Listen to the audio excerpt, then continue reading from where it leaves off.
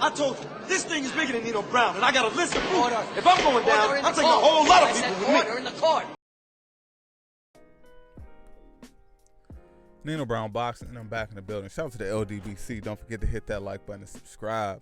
So, guys, there's clearly a lot of talk floating around about two fights, basically, at this point. Errol Spence, Terence Crawford, and Sean Porter, Terence Crawford. Me, personally, I don't really care. I don't care about the Errol Spence-Danny Garcia fight. I mean, my quick breakdown of that fight is I feel like after this performance with Sean Porter, I feel like Errol Spence will be on his A game going forward, especially, let's just say, bare minimum his next 3 fights, unless like he gets like some mandatory or some tune-up just to take a break. But I feel like going into a fight with Danny Garcia, Errol Spence is going to be on his A game. We'll see a better version of Errol Spence in a fight with Danny Garcia than we just saw with Sean Porter. With that being said, I feel like a more explosive, a faster, and a stronger Errol Spence, he'll beat the shit out of Danny Garcia. So I'm not even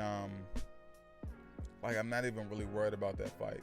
Yes, it'll be an additional name on Errol Spence's resume, but at the same time, just from a welterweight perspective, because when it comes to Sean Porter, his welterweight resume, Errol Spence welterweight resume, and Terence Crawford welterweight resume, Terence Crawford takes a lot of slack for his resume at welterweight, and even though he's undefeated, Sean Porter was getting certain criticism by Errol Spence himself when it came to his big fights at welterweight.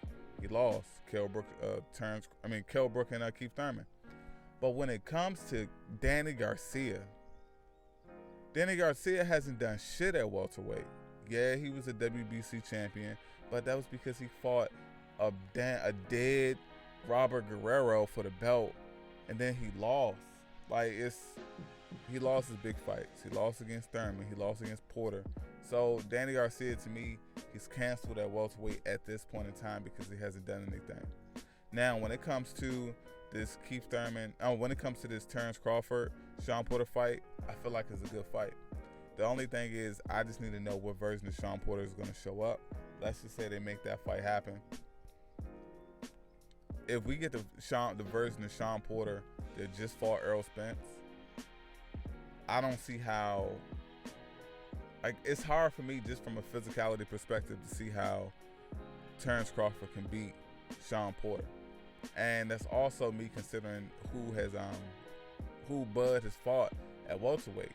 You know, Bud criticized Errol Spence, saying he's food, but just when it comes to the level of dog, and I'm talking about, like, I've seen Bud display high levels of dog, but when you're combining a high level of dog along with that physicality that comes with the welterweight division, Terence Crawford hasn't experienced that yet.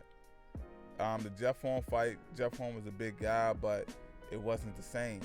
Benavidez, it's not the same. So it's just, Terence Crawford has not been at a tough fight where it's clear, dominant physicality at the welterweight division yet. And I can't judge anything that happened in the past at 140, at 135. I'm talking strictly welterweight. Terence Crawford hasn't been in that type of fire yet. I'm not saying that he can't rise to the occasion, but to me, Terence Crawford speaking about welterweight shit that he hasn't experienced, to me, it's just simply premature. Now, when it comes to this Terence Crawford and Errol Spence fight, I mean, it's a fight that I want. For me, it's my number one fight in boxing that I want at this time. I understand Terence Crawford's perspective. I understand Errol Spence's perspective. Me personally, I look at it like they should do a 30-30 split. The winner take the 40, and they had a fight in Dallas. I feel like you can't go wrong with that. I feel like at that point, you're just betting on your ability. You're betting on the confidence in yourself.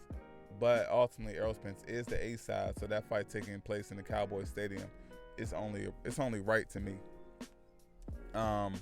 If I'm Terence Crawford, and I feel like if anyone, because I was watching, I watched a portion of Fred's live stream that he had last night, and Fred said something about Like Bud goes down to like 35% if Errol Spence fights Danny Garcia. Like, I don't agree with that. I don't think Danny Garcia moves the pen when it comes to that at all, because Danny Garcia's name is associated with what he's done in the lower weight classes, not 147. Danny Garcia hasn't done anything at 147 to make any type of changes when it comes to that fight split to me. Now, if we're not taking things into consideration that happen at the lower weight classes for Bud, then Danny Garcia, to me, he's just an average guy with 47. That's it. But with that being said, man, I feel like the 30-30 split, winner takes the 40, happened in Dallas. I really don't believe it can get any easier than that.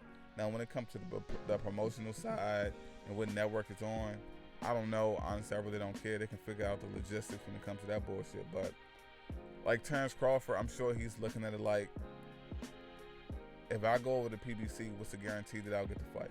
And I understand that. I mean, but that's no fault of Errol Spence. But that's just the way the PBC is structured.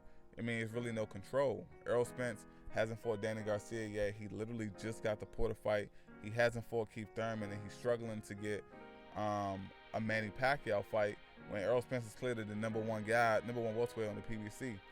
So if Crawford is looking at like, man, if I'm the guy coming to the party late, if your top dog at welterweight can't get the fights he wants, like, why the fuck should I be confident and I could get the fights that I want? And I understand Errol Spence's side. He said, well, man, you're on the other side of the street. It's easier to go through negotiations with the guys that are on PBC. So it only makes sense for me to face Sean Porter, Keith Thurman, Manny Pacquiao, Danny Garcia. It only makes sense for me to go after those fights. So both sides make sense. I get it, but I feel like the easiest way to do it is let your hands do the talking. 30-30, the winner take 40, put it in the Cowboys Stadium. To me, it can't get any more fair than that. I mean, Bud, if you want to talk shit and say Spence's food, well, guess what? You can get you a 70-30 split if you win. But if he's not as food like you think he is, then we'll have to see what happens. And on top of that, I feel like if it's a 30-30 split and the winner take 40, I feel like we'll get the best versions of those guys, because they won't come in a fight with the mindset as I'm gonna get my payday regardless. At that point you're gonna have to fight for that extra 40%, and I feel like that's just the best way to do it. It's Nino Brown Boxing. Shout out to the LDBC, and I'm out.